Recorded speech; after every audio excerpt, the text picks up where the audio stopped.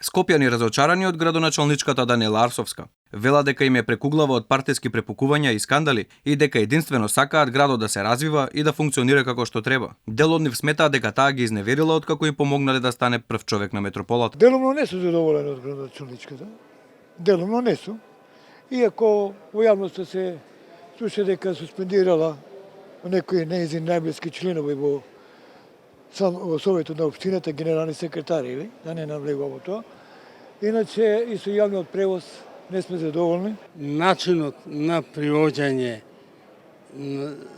да се кандидатира како независен пратеник, а испадна дека има спонзори и сега спонзорството не се почитува од страна на Арсовска.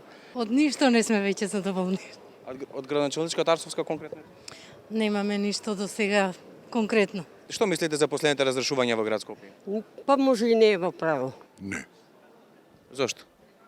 па ништо не функционира како што треба. Што најмногу е потребно вас, што не функционира? По све хигиената на градот, уредувањето на градот, многу работи, превозот. Во меѓувреме препукувањата не запираат. Екс-ВД директорот на јавното предпријатие Градски паркинг контра градоначалничката на Скопје. Бојан Христовски вели дека Даниела Арсовска шири лаги. Тој сам си поднел оставка зашто не сакал да биде дел од, како што вели, монтираните конструкции и лошото менаџирање со градот. После тоа што го видов, тоа што се случи, не сакајќи да видам дел од понатамошни евентуални монтирани конструкции од страна на портали и градот Скопје. Едноставно решив, во исто време директорот на Дрисла, Дијана, решивме да си дајаме неотповиклива оставка од позицијата. Ова следува откако вчера градоначалничката Арсовска на социјалните мрежи тврдеше дека на директорите им испорачала свој виден ултиматум и им рекла или сами да се заминат или ќе бидат сменети.